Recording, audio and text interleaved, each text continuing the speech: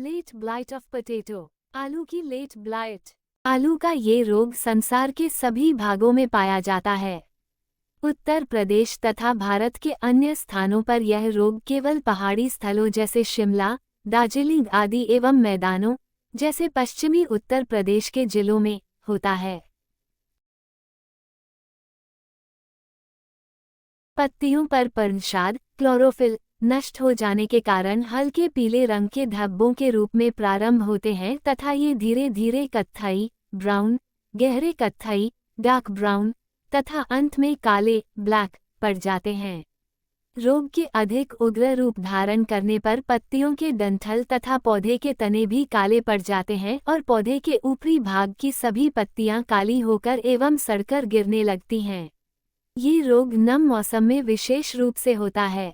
रोग की उग्र अवस्था में भूमि के अंदर पाए जाने वाले आलू भी संक्रामित, इन्फेक्टेड हो जाते हैं तथा पूरा आलू अथवा उसका कुछ भाग काले रंग का होकर सड़ जाता है। आलू के इस प्रकार सड़ने को आर्द्र, वेट रॉट कहा जाता है।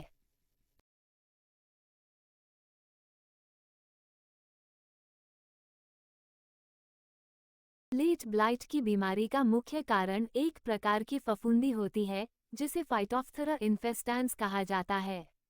ये फफूंदी ठंडे और नमी वाले वातावरण में तेजी से फैलती है और आलू की पत्तियों, तनों और कंदों को संक्रमित कर देती है, जिससे फसल खराब हो जाती है।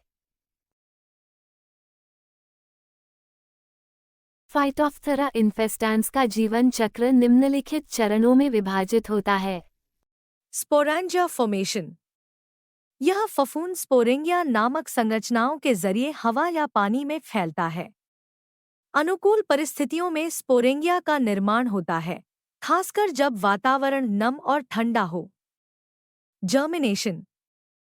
स्पोरेंगिया पौधे की सतह पर गिरकर जर्मिनेट होता है, जिससे ज़ूस्पोर्स निकलते हैं। ये ज़ूस्पोर्स पानी में तैरकर पौधे के पत्तों या कंदों पर जम जाते हैं और नई फफूंद का विकास शुरू होता है। इन्फेक्शन।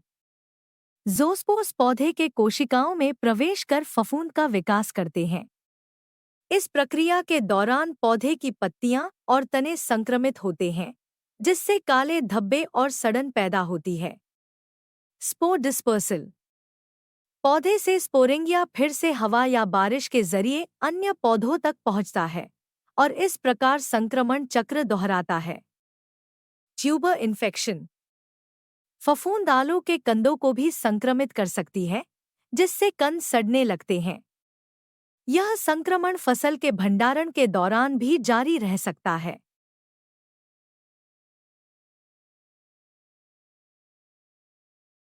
तंदुरुस्त पौधों का उपयोग करें।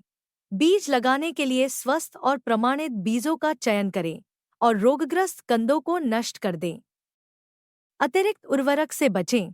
आलू में गोबर या नाइट्रोजनयुक्त उर्वरक का अत्यधिक प्रयोग न करें, क्योंकि यह रोग के प्रसार में योगदान कर सकता है। खरपतवार हटाएं। पौधों के आसपास के सभी खरपतवार जैसे मकई, धतूरा, जंगलियों आदि को नष्ट करें।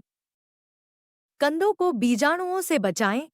पौधों की खुदाई पूरी तरह से करने के बाद कंदों को सूर्य की रोशनी में सुखाएं, ताकि बीजाणुओं का संक्रमण कम हो। कंदों की छंटाई करें। बीज के लिए कंदों की छंटाई करनी चाहिए और स्वस्थ कंदों को बीज के रूप में चुनना चाहिए। मिट्टी का उपयोग करें। कंदों को संक्रमित होने से बचाने के लिए मिट्टी को बढ़ाना चाहिए। भंडारण सावधानी से करें। कंदों को सुखाने के बाद अच्छे ढंग से भंडारगृह में रखें। इन्हें भंडारगृह में रखने से पहले अच्छी तरह से सूखना चाहिए। उर्वरक संतुलन बनाए रखें। नाइट्रोजन उर्वरक का अधिक प्रयोग न करें, जिससे आलूओं की फसल सड़ने की संभावना कम हो। बीज उपचार। आलू के बीजों को 6% बोरिक एसिड या अन्य फफूंदनाशक के घोल में डुबोकर उपचारित करें।